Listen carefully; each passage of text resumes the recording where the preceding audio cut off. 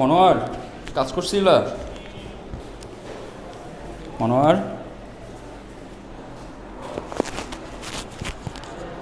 আচ্ছা, ওই যে গত ক্লাসে যে কাজগুলো দিয়েছিলাম ওইগুলো ইউটিউব থেকে দেখে আরেকবার করে নিও, আরেকবার দেখে এই কাজগুলো শুরু করে দিও। চলো তাহলে আমরা ক্লাস শুরু করি।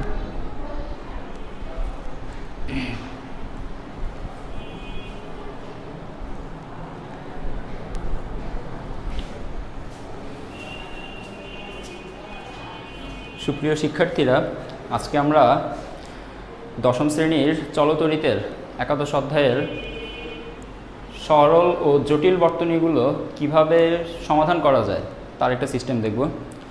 এতদিন আমরা শুধুমাত্র সরল বর্তনী যেগুলো সেগুলো সমাধান করার নিয়ম দেখছিলাম।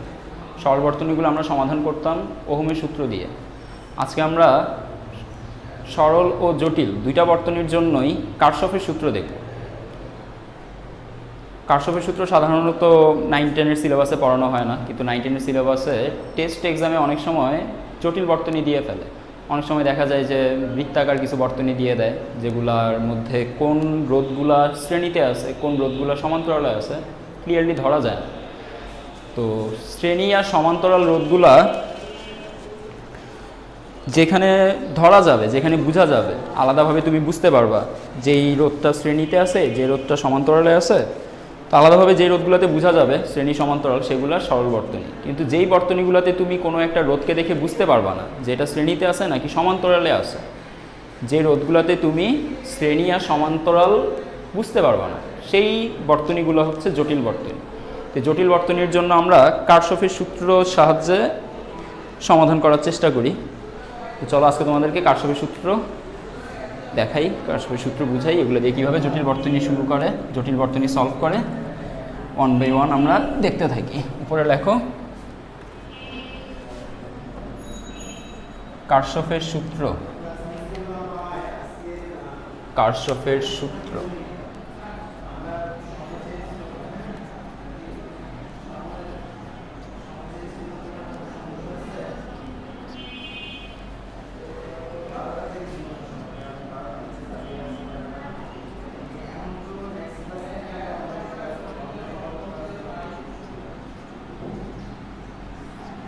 কারশফের সূত্র, কারশফস ল, অনেকে কারকফস বলে, অনেকে কারচফস বলে।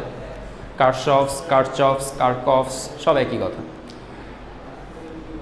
অনেকভাবেই প্রোনাউন্সিয়েট করে। তো কারশফের সূত্র দুইটা, কারশফের সূত্র আছে দুইটা। একটা হচ্ছে কারশফের প্রথম সূত্রটাকে কেসিএল বলে অথবা কারশফস কারেন্ট ল বলে। কারশফস কারেন্ট ল।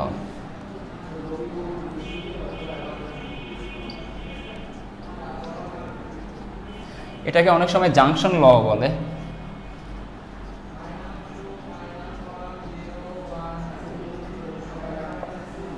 কারশফের সেকেন্ড ল যেটা বা সেকেন্ড সূত্র যেটা, সেটাকে সংক্ষেপে কেভিএল বলে। কেভিএল, কেভিএলকে ডিটেলসে আমরা বলতে পারি কারশফস ভোল্টেজ ল।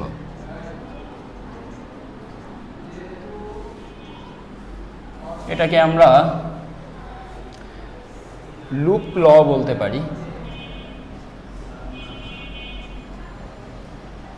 একটা জাংশন ল আর একটা হচ্ছে লুপ ল। এই দুইটা লয়ের সাহায্যে আমরা কারশফের সূত্র, দুইটা লই কারশফের ল, এই দুইটা কারশফের লয়ের সাহায্যে আমরা যে কোনো ধরনের বর্তনী, সরল বর্তনী হোক, জটিল বর্তনী হোক, যে কোনো ধরনের বর্তনী সমাধান করতে পারি। কঠিন থেকে কঠিনতর বর্তনীগুলো এই সূত্র দিয়ে সমাধান করা যাবে। চলো সূত্র শুরু করি। প্রথম সূত্রটা যেটা কেসিএল বা কারশফের প্রথম সূত্র, কারশফের প্রথম সূত্র। সূত্র মুখস্থ না করলেও চলবে, তোমাদের 9-10-এর সূত্র আসবে না, এই সূত্রগুলো আসবে না। তো বেসিক জানার জন্য আপাতত সূত্র লিখে দিতেছি, মুখস্থ করতে চাইলে করে ফেলতে পারো, করলে ভালো হয়, করে ফেলো। কারশফের প্রথম সূত্র, কোনো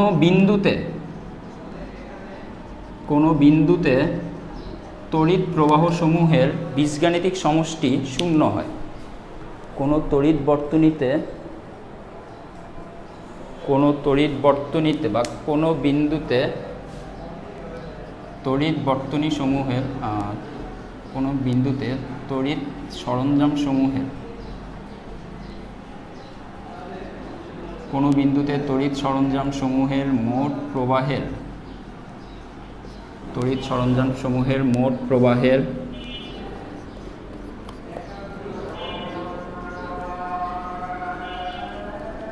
বীজগাণিতিক যোগফল শূন্য হবে। বীজগাণিতিক যোগফল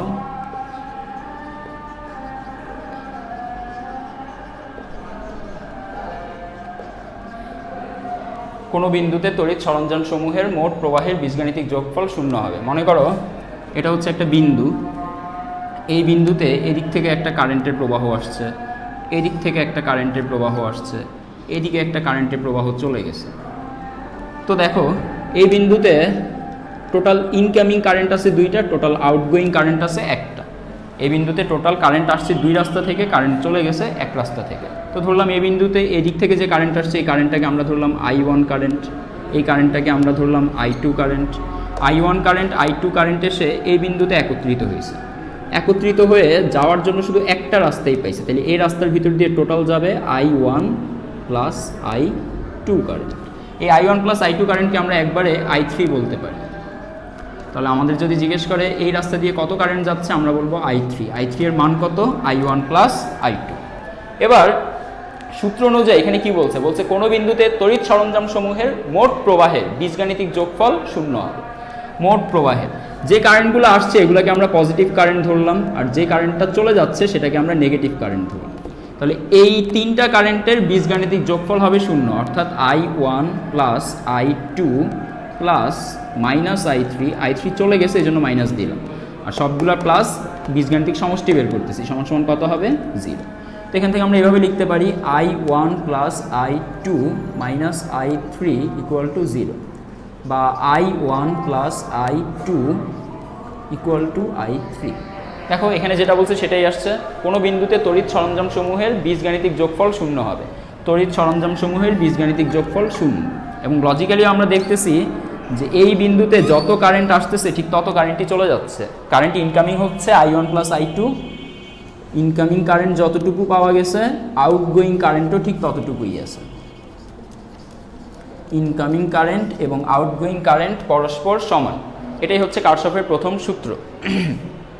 আমরা কিছু এক্সাম্পল দেখি। মনে করো এখানে একটা বিন্দু আছে, এই বিন্দুতে এদিক থেকে আসছে 2 অ্যাম্পিয়ার কারেন্ট, এদিক থেকে আসছে 3 অ্যাম্পিয়ার কারেন্ট। তাহলে এই দিকে কত কারেন্ট যাবে? এদিক থেকে 3 অ্যাম্পিয়ার আসছে, এদিক থেকে 2 অ্যাম্পিয়ার আসছে, এদিকে কত অ্যাম্পিয়ার কারেন্ট যাবে? এদিকে যাবে 5 অ্যাম্পিয়ার কারেন্ট, ঠিক না? যদি আমরা না বের করতে পারি তাহলে ধরে রাখলাম এটা হচ্ছে I3, এটা হচ্ছে I1, এটা হচ্ছে I2। তো I1, I2, I3 এই তিনটার বীজগাণিতিক যোগফল হবে শূন্য, আমরা জানি। তো I1, I2 আসছিল এই জন্য এগুলো প্লাস কারেন্ট, I3 চলে গেছে এই জন্য I3 হবে মাইনাস কারেন্ট। তো এই জন্য বলতে পারি আমরা I1 plus I2 minus I3 equal to 0, বা I1 plus I2 equal to I3, বা I3 সমান সমান I1 প্লাস I2 সমান সমান 3 plus 2 ampere equal to 5 ampere. ঠিক আছে?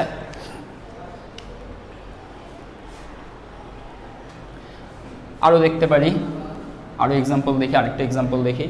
মনে করো এখানে একটা বিন্দুতে এদিক থেকে কারেন্ট আসছে 5 অ্যাম্পিয়ার, এদিক থেকে কারেন্ট আসছে 7 অ্যাম্পিয়ার, এই দিক থেকে কারেন্ট আসছে 8 অ্যাম্পিয়ার। তাহলে এদিকে কারেন্ট চলে গেছে 8 অ্যাম্পিয়ার। তাহলে কথা হচ্ছে এই রাস্তার কারেন্ট কত হবে? আমরা জানি না এই রাস্তার কারেন্ট কত। দেখো 4টা রাস্তা দেওয়া আছে এই জায়গায়, 4টা রাস্তার ভিতর 2টা রাস্তাতে কারেন্ট আসছে, একটা রাস্তাতে কারেন্ট গেছে। অন্য রাস্তাটাতে কারেন্ট আসছে কি গেছে এটা আমরা বলতে পারতেছি না। অন্য রাস্তাতে কারেন্টটা কি ইনকামিং নাকি আউটগোয়িং বলতে পারতেছি না। এখানে কারেন্টটা এই বিন্দুতে আসছে, পজিটিভ কারেন্ট। এই বিন্দুতে এই কারেন্টটাও আসছে, তাহলে এটাও হচ্ছে পজিটিভ কারেন্ট। এই বিন্দু থেকে 8 অ্যাম্পিয়ার চলে গেছে, তাহলে এটা হচ্ছে নেগেটিভ কারেন্ট। এখন এই বিন্দুর কারেন্টটা পজিটিভ কারেন্ট হবে নাকি নেগেটিভ হবে, ইনকামিং হবে নাকি আউটগোয়িং হবে, এটা তো আমরা বলতে পারতেছি না। তো এই জন্য আমরা যেহেতু বলতে পারতেছি না এটা কি হবে, এটাকে আমরা যে কোনো একটা ডিরেকশন ধরে রাখলাম। আমরা ধরে রাখলাম যে আমাদের এটা I1 ধরলাম, এটা I2 ধরলাম, এটা I3 ধরলাম, আর এদিকে যে কারেন্টটা যাবে এটা ধরলাম আমরা I4। ওকে, মান বসাই এক এক করে। আমরা জানি যে বীজগাণিতিক যোগফল 0 হবে, তার মানে ইনকামিং কারেন্টের সাথে আউটগোয়িং কারেন্টের যোগফল হবে 0। ইনকামিং কারেন্টগুলো প্লাস, আউটগোয়িং কারেন্টগুলো মাইনাস। যেহেতু এই বিন্দু থেকে এই কারেন্টটাও চলে গেছে, এটাও মাইনাস, এবং আমরা যেহেতু ধরে নিছি এই কারেন্টটাও চলে গেছে, তাইলে এটাও হচ্ছে মাইনাস। ওকে, I3ও হচ্ছে মাইনাস, I4ও হচ্ছে মাইনাস। তো আমরা লিখতে পারি I1 plus I2 plus I3 plus I4 equal to 0। এবার I3 আর I4 একটু তাকাও, I3 চলে গেছে, I4ও চলে গেছে। I1 আসছিল, I2 আসছিল, যারা আসে তাদের জন্য পজিটিভ, যারা চলে যায় বিন্দু থেকে তাদের জন্য নেগেটিভ। I3 চলে গেছে তার জন্য নেগেটিভ, I4ও চলে গেছে তার জন্য নেগেটিভ। এবার I1 এর ভ্যালু জানি, I2 এর ভ্যালু জানি, I3 এর ভ্যালু জানি, আমাদের লাগবে I4 এর ভ্যালু। বসাই দিই। I1 এর ভ্যালু হচ্ছে 5 এম্পিয়ার প্লাস I2 এর ভ্যালু হচ্ছে 8 এম্পিয়ার মাইনাস I3 এর ভ্যালু, I2 এর ভ্যালু হচ্ছে 7 এম্পিয়ার মাইনাস I3 এর ভ্যালু হচ্ছে 8 ampere minus I4 equal to 0। 5 7 12, 12 থেকে 8 গেলে 4 ampere minus I4 equal to 0। হ্যাঁ বলো। হ্যাঁ, এটা ধরে নিছি। তাহলে এখান থেকে আসলো 4 ampere is equal to I4। ব্যাস হয়ে গেছে।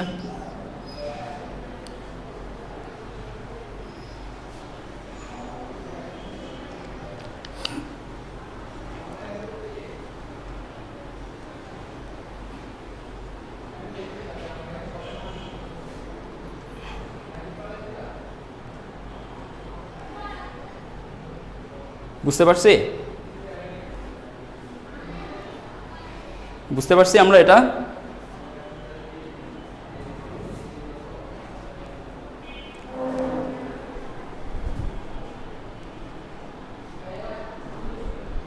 আচ্ছা, তো কারশফের প্রথম সূত্র গেল। কারশফের প্রথম সূত্রের জন্য দেখো, কারশফের প্রথম সূত্রকে আবার কি সূত্র বলে? জাংশন ল বলে। কারশফের প্রথম সূত্রকে জাংশন ল বলা হয়। জাংশন ল কেন বলা হয়? দেখো, সবগুলা কারেন্ট এসে এক বিন্দুতে হয় আসতেছে অথবা এক বিন্দু থেকে চলে যাচ্ছে। যেই বিন্দুতে আসে বা যে বিন্দু থেকে চলে যায়, সোজা কথা হচ্ছে যে বিন্দুর সাথেই প্রবাহগুলো কানেক্টেড আছে সেই বিন্দুটাই হচ্ছে জাংশন। তো এই বিন্দুর সাপেক্ষে আমরা আমাদের প্রবাহগুলো হিসাব করি। এই বিন্দুতে কে আসছে কে গেছে সেগুলো এই বিন্দুর সাপেক্ষে হিসাব করি, অর্থাৎ জাংশনের সাপেক্ষে হিসাব করি। তাই এই রুলসটাকে জাংশন রুলসও বলে। জাংশন কোনগুলারে বলবে? জাংশনের নোট নাও, জাংশন কোনটাকে বলা হয়? কোনো বিন্দুতে 3 বা 3-এর অধিক পরিবাহী যুক্ত থাকলে তাকে জাংশন বলে। কোনো বিন্দুতে 3 বা 3-এর অধিক পরিবাহী যুক্ত থাকলে, 3 বা 3-এর অধিক পরিবাহী যুক্ত থাকলে, অধিক পরিবাহী যুক্ত থাকলে তাকে জাংশন বলে।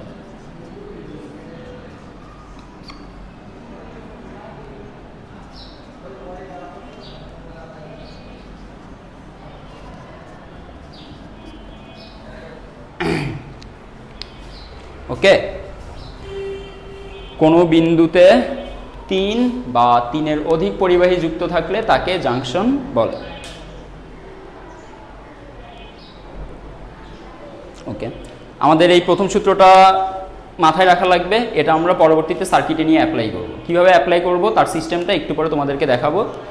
প্রথমে কারশফের কারেন্ট ল গেল, এবার আসবে কারশফের ভোল্টেজ ল। তো চলো আমরা শুরু করি কারশফের ভোল্টেজ ল। এটা মুছে ফেললাম। তোলা হয়েছে তোমাদের? আশা করি তোলা হয়েছে। আর যদি না তুলে থাকো স্ক্রিনশট নিয়ে বা পজ করে তারপরে খাতায়গুলো নোট নিয়ে ইউটিউব থেকে। যারা অনলাইন ক্লাস করতেছো এখন তারা পরে ইউটিউব থেকে আবার দেখে দেখে ভালো করে নোট নিও। এক ক্লাস 2বার করো। একবার করলে ক্লাস ভালো বোঝা হয় না, 2বার করলে ক্লাসটা মোটামুটি বোঝা হয়, 3বার করলে আরও ভালো বোঝা হয়। যত বেশিবার ক্লাস করবা ক্লাসটা তত ভালো ভালো করে বুঝতে পারবা। 2 নম্বর সূত্র কারশফের ভোল্টেজ ল। এটাতে আরও অনেক ডিটেলস আছে, এত ডিটেলস তোমাদের দিলাম না, 9-10 এত ডিটেলস লাগবে না। এইচএসসিতে গিয়ে আমরা বাকি ডিটেলসগুলো জানতে পারবো। 2 নম্বর সূত্র কারশফের কারেন্ট ল, ভোল্টেজ ল। আচ্ছা, কেউ যদি জিজ্ঞেস করে কারশফের জাংশন ল কিসের উপরে ডিপেন্ডেন্ট, লেখা রাখো 1 নংয়ের জন্য কেসিএল চার্জের সংরক্ষণশীল নীতির উপর প্রতিষ্ঠিত। চার্জের সংরক্ষণশীল নীতির উপর প্রতিষ্ঠিত। চার্জের সংরক্ষণশীল নীতির উপর প্রতিষ্ঠিত।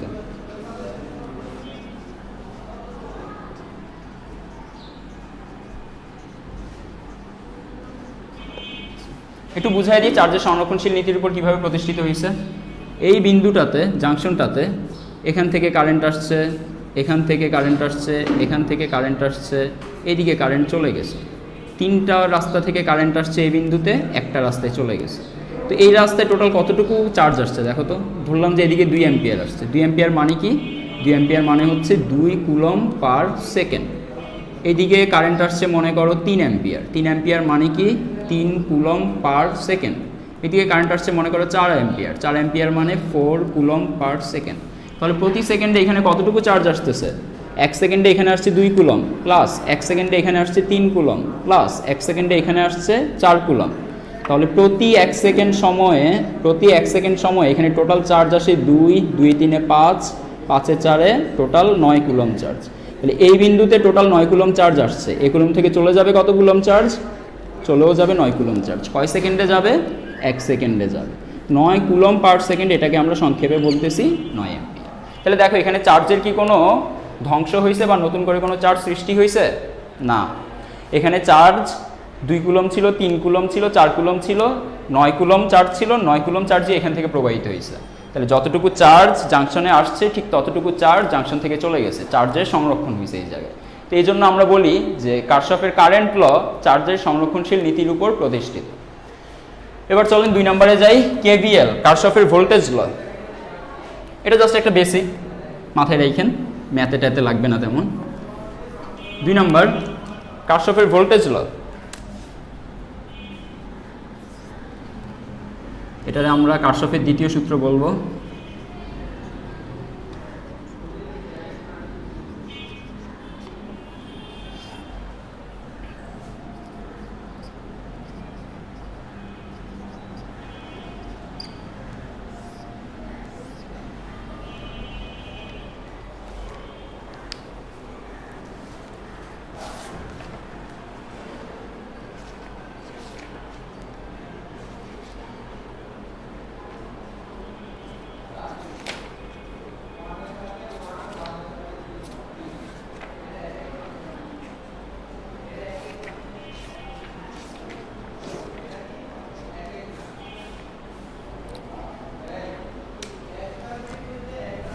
এটার সূত্রটা হচ্ছে এরকম, কোনো আবদ্ধ বর্তনীর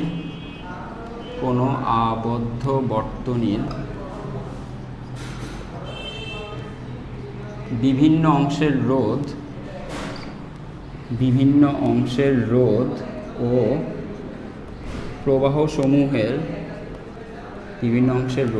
ও প্রবাহসমূহের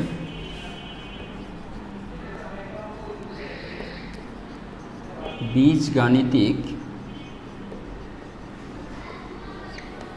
যোগফল,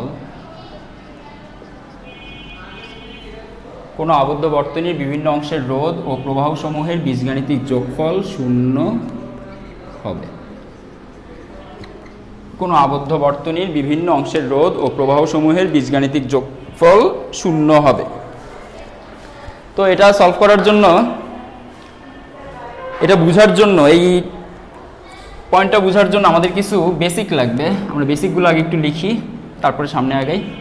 আগে এখানে একটু বোঝানোর চেষ্টা করি, দেখো তোমরা বুঝতে পারো কি না। এটা একটা সার্কিট। এই সার্কিটের কোনো আবদ্ধ বর্তনীর কথা বলছে। কোনো আবদ্ধ বর্তনী মানে কি?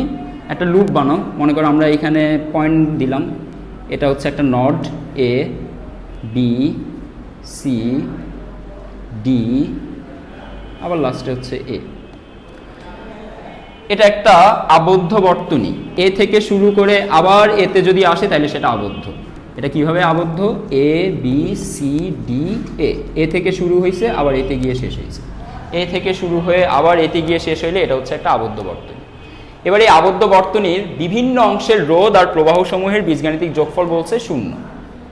তো একটু খেয়াল করো, এখান থেকে কারেন্ট বের হবে, কারেন্ট বের হয়ে এখান দিয়ে প্রবেশ করবে, এই যে A B C D A লুপে, এটা হচ্ছে আমাদের লুপ।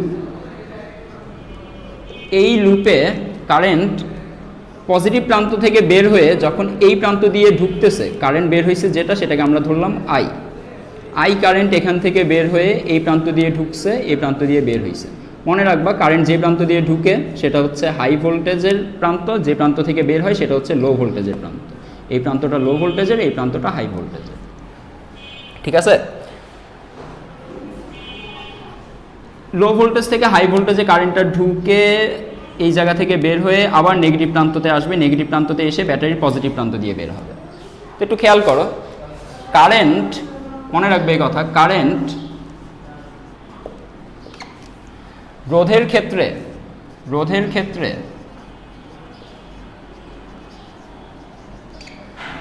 কারেন্ট রোধের ক্ষেত্রে যদি হাই ভোল্টেজ থেকে লো ভোল্টেজের প্রান্তে যায়, কারেন্ট রোধের ক্ষেত্রে হাই ভোল্টেজ থেকে যদি লো ভোল্টেজের প্রান্তে যায়, রোধের ক্ষেত্রে উচ্চ বিভব থেকে নিম্ন বিভবে গেলে, উচ্চ বিভব হতে নিম্ন বিভবে গেলে, তোমরা বুঝতেছো? কোথায় গেলা তোমরা? রোধের ক্ষেত্রে আসো, রোধের ক্ষেত্রে উচ্চ বিভব থেকে নিম্ন বিভবে গেলে, উচ্চ বিভব থেকে কারেন্ট, এই যে কারেন্ট প্রথমে এই জায়গায় ছিল, এখান থেকে এই রোধের ভিতর দিয়ে এই জায়গায় গেছে, তাহলে প্রথমে উচ্চ বিভবে ঢুকছে কারেন্ট, এরপরে নিম্ন বিভবে প্রান্ত দিয়ে বের হয়েছে। তো রোধের ক্ষেত্রে উচ্চ বিভব থেকে নিম্ন বিভবে গেলে বিভব পতন হয়, বিভব পতন হয়। বিভব পতনকে আমরা ইংরেজিতে ভোল্টেজ ড্রপ বলি, ভোল্টেজ ড্রপ হয়।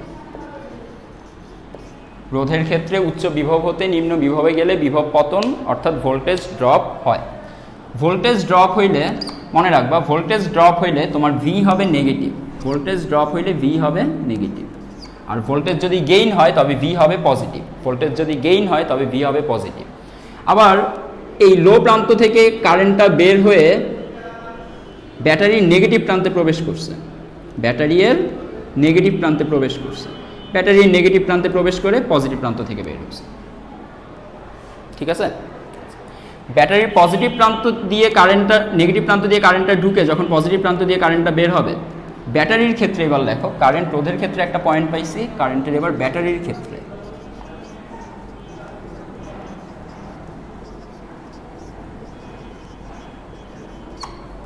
ব্যাটারির ক্ষেত্রে নেগেটিভ প্রান্ত থেকে পজিটিভ প্রান্তে গেলে, বুঝো, কারেন্ট এটা ছিল নেগেটিভ প্রান্ত, এটা ছিল পজিটিভ প্রান্ত। নেগেটিভ প্রান্ত থেকে যখন পজিটিভ প্রান্তে গেছে তখন সে লো ভোল্টেজের এরিয়া থেকে হাই ভোল্টেজের এরিয়াতে গেছে। লো ভোল্টেজের এরিয়া থেকে হাই ভোল্টেজের এরিয়াতে গেলে ভোল্টেজ গেইন হবে নাকি ড্রপ হবে? লো ভোল্টেজের এরিয়া থেকে হাই ভোল্টেজের এরিয়াতে গেলে ভোল্টেজ গেইন হবে। তো ব্যাটারির ক্ষেত্রে প্রবাহ হাই ভোল্টেজ থেকে লো ভোল্টেজে গেলে ভোল্টেজ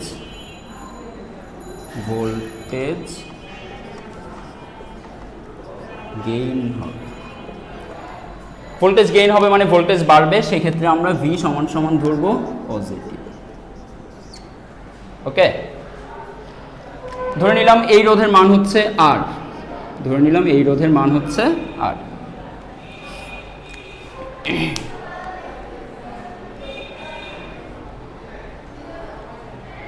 এবার চলেন তাহলে আমরা এটা সলভ করা শুরু করি। আমাদের এখানে যেই ভোল্টেজটা দিয়ে দিবে সেই ভোল্টেজটারে আমরা ই দিয়েও প্রকাশ করতে পারি, ভি দিয়েও প্রকাশ করতে পারি। চাইলে ই দিয়েও প্রকাশ করতে পারো, চাইলে ভি দিয়েও প্রকাশ করতে পারো। ব্যাটারির যে ভোল্টেজটা দেওয়া থাকবে আর কি, সেই ভোল্টেজটাকে তুমি ই দিয়েও প্রকাশ করতে পারো, ভি দিয়েও প্রকাশ করতে পারো। এবার চলো আমরা এই দুইটা রুলসটা অ্যাপ্লাই করি এই সার্কিটের মধ্যে। বলছে রোধের ক্ষেত্রে উচ্চ বিভব হতে নিম্ন বিভবে গেলে বিভব পতন হবে। তো এইখান থেকে কারেন্ট এইখানে আসছে, কারেন্ট প্রথমে আসছিল ব্যাটারির পজিটিভ প্রান্ত থেকে, কারেন্ট প্রথমে আসছিল হাই ভোল্টেজের পয়েন্টে, এরপরে এখান থেকে গেছে লো ভোল্টেজের পয়েন্টে।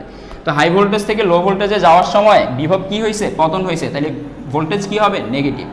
তাহলে R1 এর জন্য যে ভোল্টেজ, নেগেটিভ ভোল্টেজ। এরপরে এখান থেকে শুরু করে এই জায়গা থেকে লো ভোল্টেজের প্রান্ত দিয়ে কারেন্ট ঢুকে হাই ভোল্টেজের প্রান্ত থেকে কারেন্ট বের হয়েছে, বের হয়ে আবার এই বিন্দুতে এসে কারেন্ট থামছে। তো লো ভোল্টেজ থেকে হাই ভোল্টেজে গেলে ভোল্টেজ কি হবে, ড্রপ হবে না গেইন হবে, ভোল্টেজ হবে গেইন। তাহলে ভোল্টেজ যদি গেইন হয় এখানে আসবে পজিটিভ ই, এখানে আসবে পজিটিভ ই। ভোল্টেজ গেইন হইলে পজিটিভ, তাহলে এখানে তুমি পজিটিভ ভি বলতে পারো, পজিটিভ ভি বলতে পারো। ভি না বললে আপাতত ই বললাম, না যে দুই পাশেই ভি, কাটাকাটি চলে যেতে পারে, তোমরা কাটাকাটি করে দিতে পারো। কাটাকাটি যাতে না করে এই জন্য ভি এর পরিবর্তে ই লিখলাম, দুইটা সেম জিনিস। এখনও চাইলে কাটাকাটি করতে পারো, কিন্তু কাটাকাটি করবো না আমরা। তো এখানে বলছে কোনো আবদ্ধ বর্তনীর বিভিন্ন অংশের রোধ আর প্রবাহ সমূহের বীজগাণিতিক যোগফল হবে শূন্য। কয়টা অংশ আছে এখানে এই আবদ্ধ বর্তনীতে? দুইটাই অংশ, একটা অংশে আছে রোধ আর একটা অংশ আছে ব্যাটারি। আবদ্ধ বর্তনীতে এখানে মাত্র দুইটা অংশ, একটা হচ্ছে রোধ আর একটা হচ্ছে ব্যাটারি। তো রোধের জন্য আমরা কোনো আবদ্ধ বর্তনীর বিভিন্ন অংশের রোধ আর প্রবাহ সমূহের, তাহলে এই অংশের রোধ আর এই অংশের প্রবাহ মিলে আসবে এই অংশের ভোল্টেজ, এই অংশের রোধ আর এই অংশের প্রবাহ মিলে আসবে এই অংশের ভোল্টেজ। আবার এই অংশের তো ভোল্টেজ ডিরেক্টলি দেওয়াই আছে, তো এর প্রবাহ আর রোধ আলাদা গুণ করা লাগবে না, এর ভোল্টেজ যেটা জানি সরাসরি সেটা বসাই দিলাম। তো বলছে এই দুইটা অংশের প্রবাহ আর রোধের বীজগাণিতিক যোগ, রোধ ও প্রবাহ সমূহের বীজগাণিতিক যোগফল শূন্য হবে। তাহলে এখানে প্রবাহ আর রোধের একটা মান আছে, এখানে প্রবাহ আর রোধের আরেকটা মান আছে, এই দুইটা মানের বীজগাণিতিক যোগফল হইতে হবে 0। তাহলে এই পাশে আমরা দিয়ে দিলাম 0। সমান সমান পাওয়া গেল E equal to minus V, এপাশ থেকে ওই পাশে গিয়ে হয়ে যাবে ভি। ভি সমান সমান, এবার আমরা এখানে ওহমের সূত্র অ্যাপ্লাই করি। ভি সমান সমান আমরা জানি আই আর, তাহলে ই সমান সমান আসলো আই আর। তোমাকে ই এর মান দেওয়া থাকবে, রোধের মান দেওয়া থাকবে, আই এর মান তুমি বের করে ফেলতে পারবে, ব্যাস হয়ে গেল। তুমি নর্মালিও যদি এটা করতা, চলো আমরা নর্মালি করলে কি পাই আর কারশফের সূত্র দিয়ে করলে কি পাই, দুইটার মধ্যে কোনো সিমিলারিটি আছে নাকি ডিসিমিলারিটি আছে সেগুলো একটু চেক করি, মিল আছে না অমিল আছে চেক করি। এখানে আছে 10 ওহম, এখানে আছে 20 ভোল্ট। তো নর্মালি আমাদের এখানে কেউ যদি জিজ্ঞেস করে তড়িৎ প্রবাহ কত হবে, আই কত হবে, আমরা সরাসরি বলে দিতে পারবো 2 অ্যাম্পিয়ার। ওহমের সূত্র প্রয়োগ করে বলবো V equal to I R, বা আই সমান সমান V divided by R, V এর মান 20 ভোল্ট ডিভাইডেড বাই আর এর মান 10 ওহম সমান সমান 10 ওহম দিয়ে 20 ভোল্টকে কাটাকাটি করলে আমরা পাবো 2 অ্যাম্পিয়ার। দেখো এই যে আয়ের মান পাওয়া গেছে, এটা হচ্ছে নর্মাল সিচুয়েশন। এবার ওহমের সূত্র দিয়ে যদি আমরা অ্যাপ্লাই করতে, কারশফের সূত্র দিয়ে যদি আমরা অ্যাপ্লাই করতে চাই, তাহলে আমাদের প্রথমে লুপ বানানো লাগবে, সবার প্রথমে বানানো লাগবে লুপ। আমরা লুপ বানাইলাম, এখানে দিলাম এ বি সি ডি, লাস্টে আবার এ। একটা ব্যাপার মাথার মধ্যে রাখবা সবাই, যে লুপ, একটা ব্যাপার মাথার মধ্যে রাখবা যে লুপ সবসময় ক্লোজড হইতে হবে। দেখো আমরা এ থেকে শুরু করে আবার এতে যখন আসছি একটা আবদ্ধ পথ পাওয়া গেছে না, কোনো পথ কি খালি আছে না। কিন্তু আমি যদি এ থেকে শুরু করে এ পর্যন্ত না আসতাম, এ বি সি ডি পর্যন্ত যদি লিখতাম, আমি যদি এ বি সি ডি লিখতাম, সেটা কি কোনো ক্লোজড লুপ হইতো, আবদ্ধ পথ হইতো? দেখো তো, A B C D A পর্যন্ত আসছি, পথটা কি বন্ধ হয়েছে? হয়নি। বন্ধ করতে হইলে আমার আবার এ পর্যন্ত আসতে হবে, তাইলে এটা হবে আবদ্ধ বর্তনী। তো চলো এখানে আমরা আবদ্ধ বর্তনীটা দেখি আগে। A B C D A, এটা হচ্ছে আমাদের আবদ্ধ বর্তনী। আবদ্ধ বর্তনীর এখান থেকে কারেন্ট শুরু হয়েছে, ওকে, আবদ্ধ বর্তনীর এখান থেকে কারেন্ট শুরু হয়েছে। তো কারেন্টের জন্য প্রথমে একটা পাথ এঁকে নেওয়া ভালো, আমরা এটা নিয়ে একটু পরে আবার আলোচনা করব। আপাতত তুমি প্রথমে একটা কারেন্টের পাথ এঁকে নিছো। কারেন্টের পাথটা কিভাবে এঁকে নিছো? এটা ক্লকওয়াইজ আসছে নাকি অ্যান্টি ক্লকওয়াইজ আসছে? ঘড়ির কাঁটার দিকে ঘুরতেছে না বিপরীত দিকে? দেখো ঘড়ির কাঁটা এভাবে ঘুরে, এখানে থাকে 12টা, একটা প্রথমে 12-র ঘরে যায়, এরপর 1-এর ঘরে যায়, 2-এর ঘরে যায়, তাহলে ঘড়ির কাঁটা এইভাবে ঘুরে। তাহলে এইভাবে ঘুরলে এটার আমরা বলবো ক্লকওয়াইজ, ঠিক আছে? আচ্ছা, তো খেয়াল করো এই ক্লকওয়াইজ কারেন্টটা ব্যাটারির এই প্রান্ত থেকে বের হয়ে এনার মধ্য দিয়ে গেছে। আই এ প্রান্ত থেকে ঢুকতেছে, হাই ভোল্টেজের এরিয়া থেকে বিন্দু দিয়ে ঢুকতেছে, লো ভোল্টেজের বিন্দু দিয়ে বের হয়ে যাইতেছে। তো হাই ভোল্টেজ থেকে ঢুকে লো ভোল্টেজ থেকে বের হওয়ার সময় ভোল্টেজ ড্রপ হবে নাকি গেইন হবে? ভোল্টেজ ড্রপ হবে। ভোল্টেজ ড্রপ হইলে ভি নেগেটিভ, ভোল্টেজ ড্রপ হইলে ভি নেগেটিভ।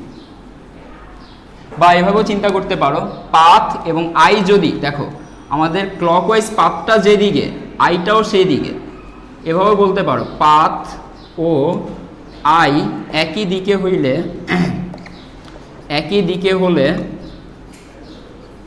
রোধের জন্য বা রোধের সময় বা রোধের বেলায় রোধের ক্ষেত্রে ভোল্টেজ নেগেটিভ হবে। রোধের ক্ষেত্রে ভোল্টেজ নেগেটিভ। আবার পাথ ও আই একই দিকে হলে কোষের ক্ষেত্রে ভোল্টেজ আসবে পজিটিভ। তোমরা চাইলে শর্টকাটে এই দুইটা নিয়ম থেকেও মনে রাখতে পারো। এই পুরো ডিটেলসটা যদি মনে রাখতে না পারো, এখানে এক কলামের ডিটেলসটা মনে রাখলেও হবে। হ্যাঁ, চার্জ শেষ হয়ে গেছিল, এটা তো অনলাইনে চলে এই জন্য।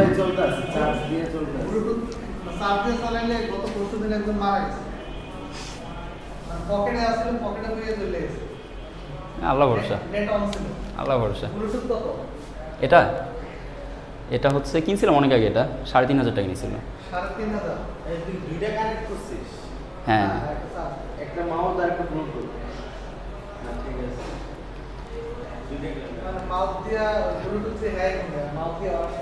না একটা হইতেছে অনলাইন ক্লাসের লেগা, আরেকটা হইতেছে ইউটিউবের জন্য আর কি। এটা দিয়ে হচ্ছে অনলাইন ক্লাস চলতেছে, আর এটা হচ্ছে ইউটিউবের জন্য আর কি। ইউটিউবের জন্য আর কি আপাতত শুধু ইয়া করে রাখছি, রেকর্ড করে রাখতেছি, পরে ইউটিউবে আপলোড দেবো।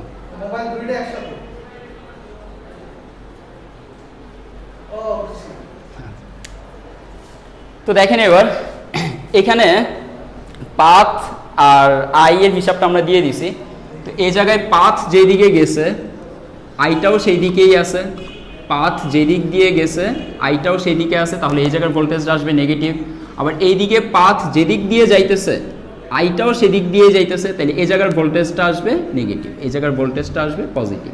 রোধের বেলায় পাথ এবং প্রবাহ একই হইলে নেগেটিভ, আর কোষের বেলায় পাথ এবং প্রবাহ একই হইলে, ঠিক করে নিও।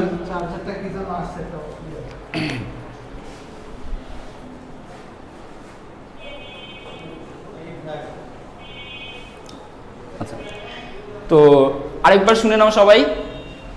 রোধের বেলায় পাথ যেদিকে প্রবাহ যদি সেদিকে হয় ভোল্টেজ আসবে নেগেটিভ। দেখো পাথটা যাইতেছিল এইভাবে, প্রবাহ যাচ্ছিল এইখান থেকে এই দিকে, প্রবাহ যাচ্ছে একই দিকে। পাথ যেই ডিরেকশনে আছে আই সেম ডিরেকশনে যদি থাকে তাহলে রোধের জন্য ভোল্টেজ নেগেটিভ। আর কোষের বেলায় দেখো পাথ এইদিকে যাইতেছে, তো পাথটারে ধরে নিছো তুমি যেই ডিরেকশনে, আইটারও পাওয়া গেছে সেই একই ডিরেকশনে। তো কোষের বেলায় ভোল্টেজ পজিটিভ, রোধের বেলায় ভোল্টেজ নেগেটিভ। কখন? যখন পাথ এবং আই একই দিকে। পাথটা কোত্থেকে আসছে? পাথটা জাস্ট আমি ধরে নিছি। আমি পাথটাকে ক্লকওয়াইজও ধরে নিতে পারি, পাথটাকে অ্যান্টি ক্লকওয়াইজও ধরে নিতে পারি, তোমার ধরার উপরে ডিপেন্ড করবে। ঘুরে ফিরে হিসাব একই আসবে। দেখো আমরা যদি পাথটাকে অ্যান্টি ক্লকওয়াইজ ধরতাম আর ক্লকওয়াইজ ধরতাম, তাহলে কি কি অমিলগুলো আসে আমরা মান দেখে নিছি আগেই। নর্মালি 2 অ্যাম্পিয়ার আসার কথা, এটা মুছে ফেললাম। তো এখানে দেখেন, এখানে পাথ ধরছি আমরা এইভাবে, তো এই অনুযায়ী এইখানে আসবে -v আর এখানে আসবে +e সমান সমান কারশফের সূত্র অনুযায়ী 0। তাহলে এখান থেকে বলতে পারি E সমান সমান v, বা E সমান সমান এই ভিটা কার? এনআর। তো এনআর জন্য v কে ভাঙায় আমরা পাবো IR। ব্যাস হয়ে গেছে। E এর মান তো আগেই দিছিলাম 20, I এর মান জানি না, আর এর মান দিছি 10, তাহলে I সমান সমান আবার আসলো 2 অ্যাম্পিয়ার। আবার দেখো তুমি যদি পাথটাকে ডিফারেন্ট ধরতা তাও কোনো সমস্যা হইতো কিনা, তুমি যদি পাথটাকে ডিফারেন্ট ধরতা তাও কোনো সমস্যা হইতো কিনা। তুমি এবার ধরলা পাথটা ক্লকওয়াইজ না, পাথটা হবে অ্যান্টি ক্লকওয়াইজ। তুমি এবার পাথটাকে ধরে নিলা অ্যান্টি ক্লকওয়াইজ। তো পাথটাকে অ্যান্টি ক্লকওয়াইজ ধরলে এবার পাথ গেছে এই দিকে, রোধের জন্য পাথ গেছে এই দিকে। প্রবাহ তো পজিটিভ থেকেই স্টার্ট হবে, প্রবাহ পজিটিভ থেকে স্টার্ট হইলে প্রবাহ এই দিক থেকে গিয়ে এই জায়গায় আসলো, প্রবাহ এখান থেকে ঢুকে এখান থেকে বের হবে, তাহলে প্রবাহ যাচ্ছে এইভাবে। দেখো এবার পাথ আর প্রবাহ ডিফারেন্ট চলে আসছে। এখানে লিখে দিছি পাথ ও প্রবাহ একই দিকে হইলে রোধের ক্ষেত্রে ভোল্টেজ নেগেটিভ, আর পাথ ও প্রবাহ ডিফারেন্ট দিকে হইলে রোধের ক্ষেত্রে ভোল্টেজ আসবে এবার পজিটিভ।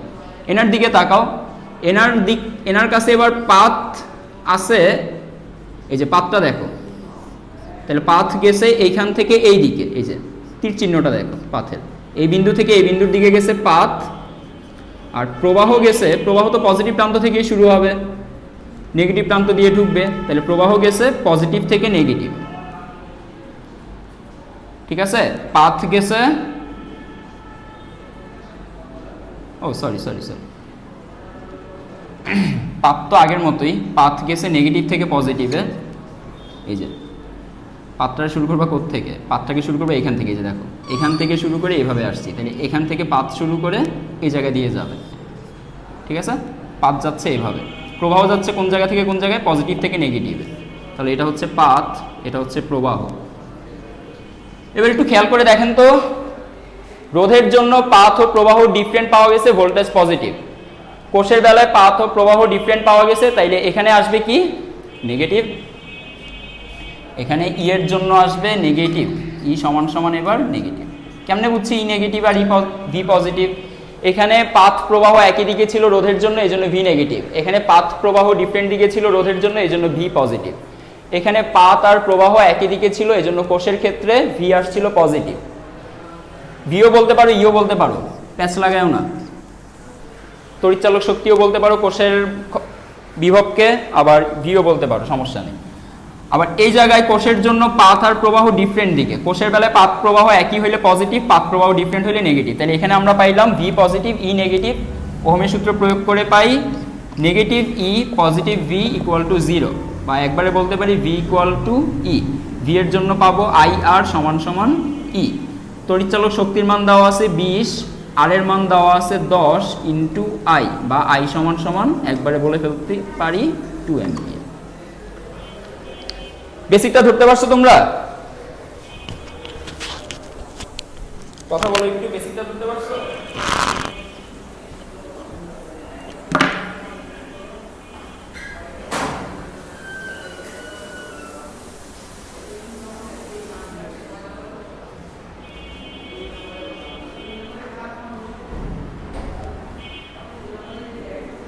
ক্লাসে যারা যারা আছো তারা কি বুঝতে পারছো এখন? যারা যারা ক্লাসে আছো তারা কি বুঝতে পারছো এগুলা? আমি কারো কথা শুনতে পাইতেছি না কেন?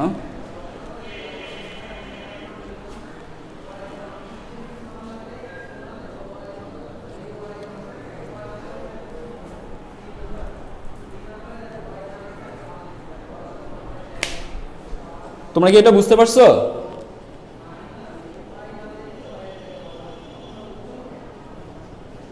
আচ্ছা, আমি কারো কথা শুনতে পাইতেছি না।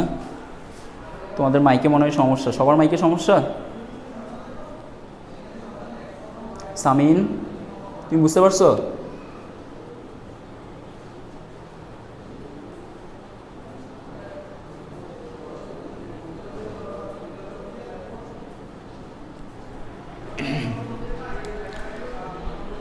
তো এবার চলেন আমরা আরেকটু অ্যাডভান্স লেভেলে যাই। আজকেই কমপ্লেক্স সার্কিট শুরু করে দিব না আমরা এতদিন যে সিম্পল সার্কিটগুলো দেখছিলাম, এই সিম্পল সার্কিটগুলোকে প্রথমে কারশফের সূত্র প্রয়োগ করে সমাধান করার চেষ্টা করব, তারপরে আমরা কমপ্লেক্স সার্কিটে যাব। আমরা প্রথমে এই কারশফের নিয়মটা, বেসিক দেওয়া হয়ে গেছে, এই বেসিকটা ভালো করে আরেকবার দেখবা, তারপরে তুমি এই বেসিক দিয়ে প্রথমে সিম্পল সার্কিটগুলো সলভ করার ট্রাই করবা। যখন তোমার সিম্পল সার্কিটগুলো সলভ করা হয়ে যাবে তখন তুমি মোটামুটি ব্যাপারটা আয়ত্ত করে ফেলতে পারবা। এবার তুমি কমপ্লেক্স সার্কিটে হাত দাও, মোটামুটি সফল হবা। তো সিম্পল সার্কিট, কমপ্লেক্স সার্কিট যাই হোক না কেন, নিয়ম হচ্ছে প্রথমে একটা লুপ খুঁজে বের করা। সবার প্রথমে একটা লুপ খুঁজে বের করা।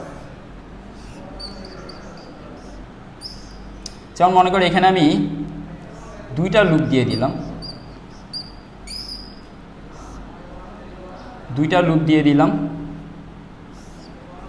ব্যাটারিও দিয়ে দিলাম দুইটা।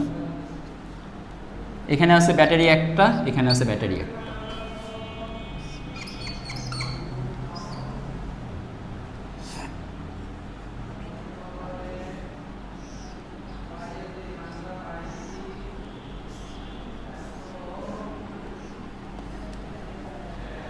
এখানে আছে মনে করো 20 ভোল্ট,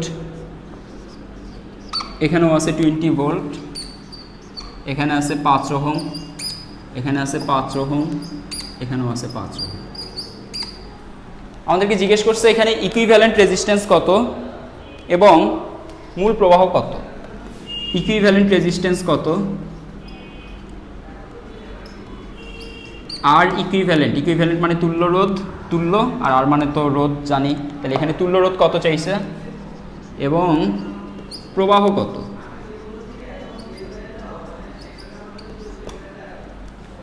তুল্য রোধ কত এবং প্রবাহ কত।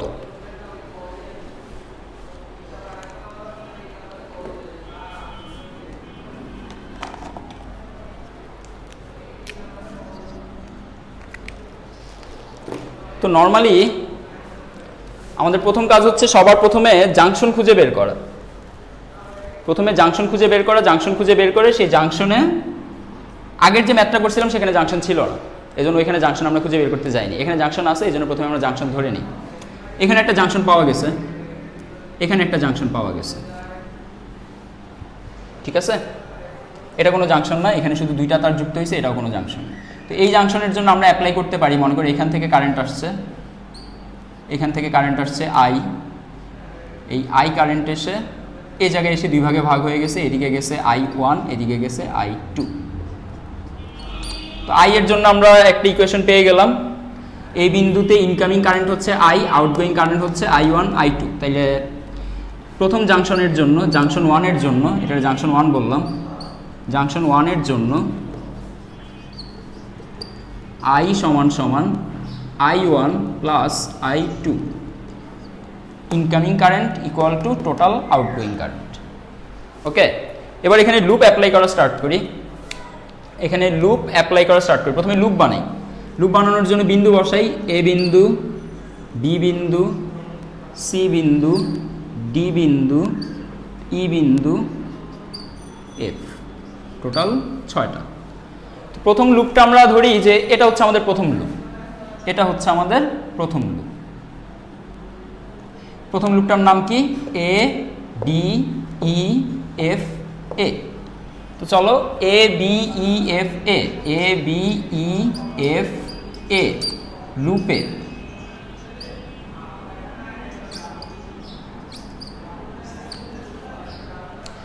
প্রথমে একটা পাথ ধরে নাও। তুমি ক্লকওয়াইজ পাথও ধরতে পারো, অ্যান্টি ক্লকওয়াইজ পাথও ধরতে পারো, কোনো সমস্যা নেই। তো ধরে নিলা যে তুমি মনে করো এখানে একটা ক্লকওয়াইজ পাথ ধরে নিলা, যাও একটা ক্লকওয়াইজ পাথ ধরে নিয়েছো। তো এই পাথ অনুযায়ী, এই পাথ অনুযায়ী এইদিকে আছে পাথ, প্রবাহ কোন দিকে আছে? এইদিকে। পাথও যেদিকে গেছে, কারেন্ট ফ্লো বা প্রবাহ একই দিকে গেছে, বা কারেন্টও একই দিকে গেছে। পাথ যেদিকে কারেন্ট একই দিকে, তাইলে এটার জন্য রোধ আসবে পজিটিভ না নেগেটিভ? এটার জন্য ভোল্টেজ আসবে পজিটিভ না নেগেটিভ? পাথ আর কারেন্ট সেম, তাহলে এটার জন্য আসবে নেগেটিভ। এরপর এ বি ই, তাহলে এই রাস্তায় আসতে হবে। এই রাস্তায় কারেন্ট গেছে কোনটা? I1। পাথ কোন দিকে? নিচের দিকে। I1 কোন দিকে যাচ্ছে? নিচের দিকে, তাহলে এই জায়গায় ভোল্টেজ আসবে নেগেটিভ। এরপরে ই এফ, এখান থেকে কারেন্ট ঢুকতেছে, এই রাস্তায় কেউ নেই, হিসাব করা লাগবে না। এরপরে কারেন্ট এই ব্যাটারির মধ্যে দিয়ে যাবে। পাথের ব্যাপারটা চিন্তা করো তো, পাথ গেছে এইভাবে উপর থেকে নিচে, প্রবাহ গেছে নিচ থেকে উপরে। বুঝতে পারছি? প্রথম লুপের জন্য, প্রথম লুপের জন্য এনার ভোল্টেজ আসবে নেগেটিভ, কারণ পাথ কারেন্ট একই দিকে। এনার জন্য আসবে নেগেটিভ, এনার জন্য আসবে নেগেটিভ, পাথ কারেন্ট একই দিকে। প্রথম লুপে এই কোষের জন্য আসবে পজিটিভ, তাই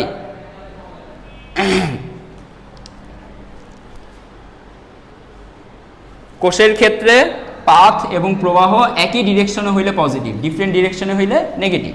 তাহলে এখানেও নেগেটিভ, এখানেও নেগেটিভ, এখানেও নেগেটিভ, বসাই ফেলি আমরা সব। তাহলে প্রথমটার জন্য আমরা পাইলাম এখানে 5, 5-এর মধ্যে দিয়ে কোন প্রবাহটাই গেছে? আই প্রবাহটাই গেছে। তাহলে প্রথমে আমরা বলবো 5I প্লাস না মাইনাস, যেহেতু পাথ এবং প্রবাহ একই দিকে, তাহলে রোধ ইনটু প্রবাহ দুইটা মিলে আসলো ভোল্টেজ। কি ভোল্টেজ এটা? Negative voltage. কেন? কারণ পাথ প্রবাহ একই দিকে। এরপরে এ জায়গায় আসি, পাথ গেছে যেদিকে, প্রবাহ সেই দিকে, তাহলে পাথ প্রবাহ একই দিকে, এনার ভোল্টেজটাও নেগেটিভ। ভোল্টেজকে ভাঙাইলে পাবো রোধ ইন্টু প্রবাহ। রোধের মান আছে 5, প্রবাহের মান আছে এখানে I1। এখান থেকে এই জায়গায় আসি, এখানে আছে 20। পজিটিভ হবে না নেগেটিভ? যেহেতু পাথ প্রবাহ ডিফারেন্ট তাইলে হবে নেগেটিভ 20 ইকুয়াল টু কোনো আবদ্ধ বর্তনীর, এই হচ্ছে একটা আবদ্ধ বর্তনী ABEFA, আবদ্ধ বর্তনী। এ থেকে শুরু করছি আবার এতে ফেরত আসছি। তো এই আবদ্ধ বর্তনীর মোট তড়িৎচালক শক্তি বা মোট ভোল্টেজের বীজগাণিতিক যোগফল কত আসছে? কত আসার কথা? 0। এখানে পাই আমরা 5 যদি কমন নিই, -5 কমন নিলাম, সেক্ষেত্রে পাই I প্লাস I1। -2 এই পাশে গিয়ে হয়ে গেল +20, বা I plus I1 equal to 20-কে -5 দিয়ে ভাগ দিলে পাবো আমরা -4। এই গেল equation number 1। I plus I1 equal to -4, এটা পাইলাম ইকুয়েশন নাম্বার 1। এবার পুরা লুপটা নিয়ে এবার চিন্তা করো, ABCDEFA,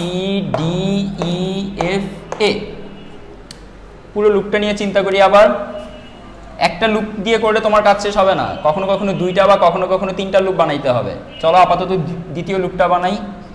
ABCDEFA, এই লুপে বা এই বর্তনীতে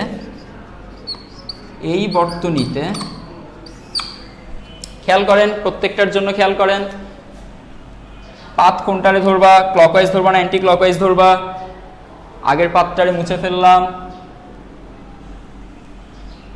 এবার ক্লকওয়াইজ ধরবা নাকি অ্যান্টি ক্লকওয়াইজ ধরবা? আগের মতোই ধরতে পারো, চাইলে ডিফারেন্টও ধরতে পারো। আগেরটারে ক্লকওয়াইজ ধরছিলা, চাইলে এটা অ্যান্টি ক্লকওয়াইজ ধরতে পারো, অথবা এটাও ক্লকওয়াইজ ধরতে পারো, কোনো সমস্যা নেই। তো আমরা ধরলাম যে এখনও পাথটা হচ্ছে ক্লকওয়াইজ। তো পাথ ক্লকওয়াইজ হলে এক এক করে হিসাব করি। এনার ক্ষেত্রে পাথ কোন দিকে?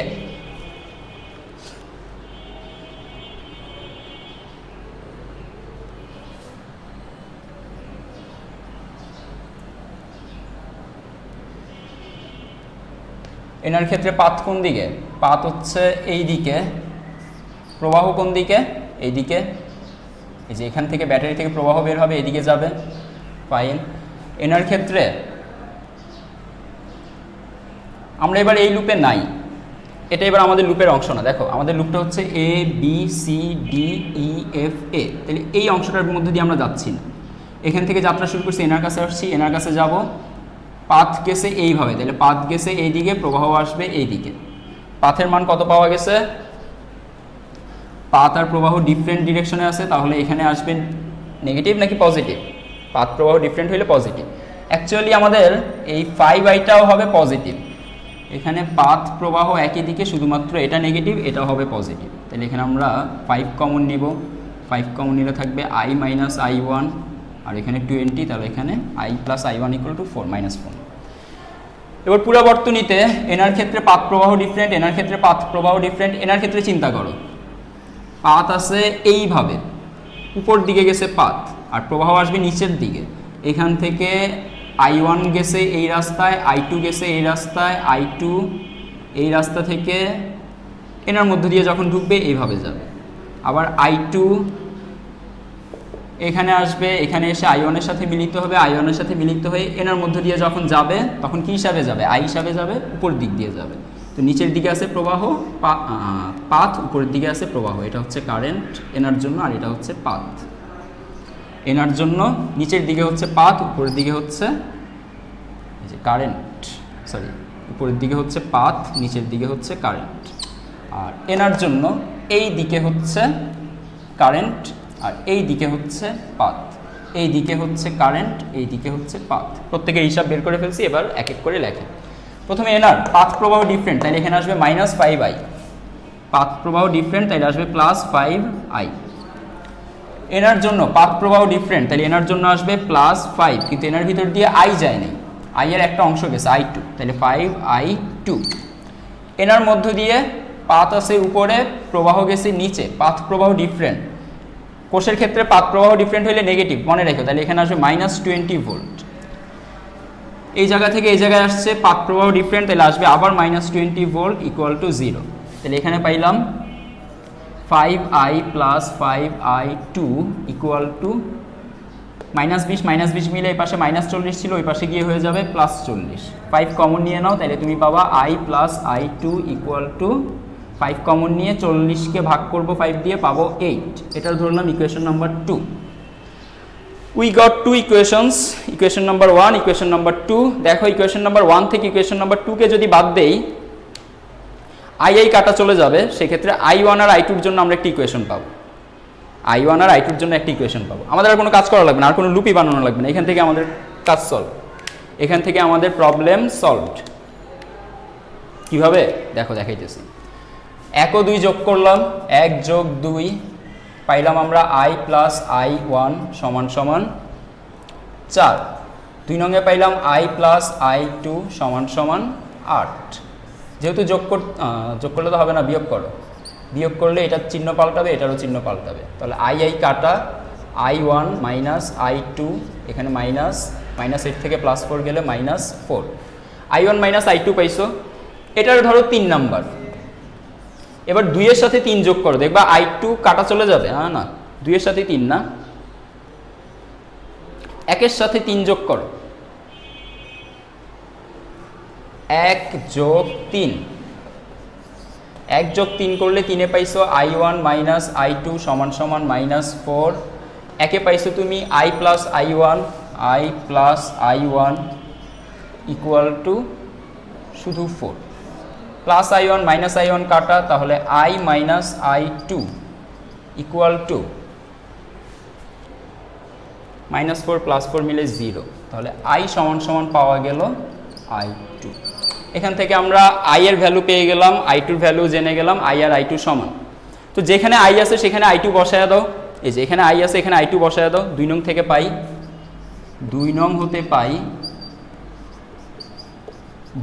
হতে পাই এখানে i আছে, দেখো ওইখানে i এর পরিবর্তে i এর ভ্যালু আছে i2, i এর জায়গায় i2 বসাই দিলে 2টা i2 হবে, এখান থেকে i2 এর মান পাওয়া যাবে।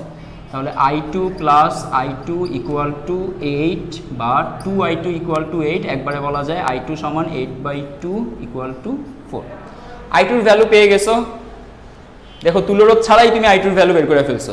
তুমি এখন i1 এর ভ্যালুও পাবা, i এর ভ্যালুও পাবা, তুমি i এর ভ্যালুও জানছো, i2 এর ভ্যালুও জানছো, সবই জেনে গেছো।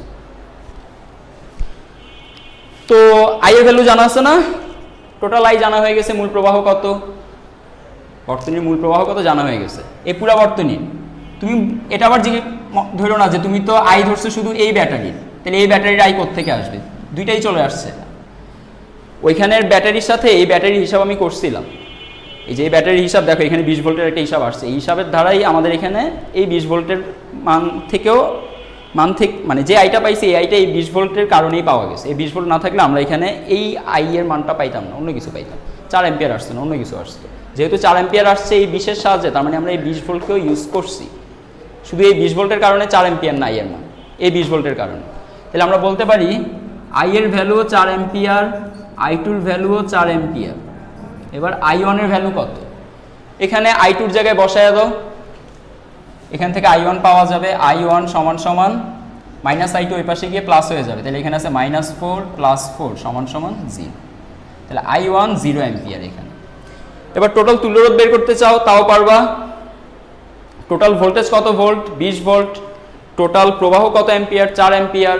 তাহলে v = IR, এখানে R হচ্ছে টোটাল তুল্যরোধের, তাহলে R equivalent = v/I। Total voltage use করছি আমরা 20 volt, 40 volt divided by total I পাওয়া গেছে 4, তাহলে এখানে তুল্যরোধ হচ্ছে 10 ওহম। দ্যাটস শেষ। এই হচ্ছে কারশফসের ল। আজকে জাস্ট আমরা ইন্ট্রোডাকশন করলাম কারশফসের লয়ের। তোমরা নেক্সট দিন বোর্ডের সিম্পল দেখে কয়েকটা ম্যাথ বোর্ড থেকে বা টেস্ট পেপার থেকে একদম সিম্পল দেখে কয়েকটা সার্কিট সলভ করবা কারশফের সূত্র প্রয়োগ করে। নেক্সট দিন আমরা কমপ্লেক্স সার্কিট ধরব। আজকে এই পর্যন্তই, আল্লাহ হাফেজ। আগামী দিন আবার দেখা হবে।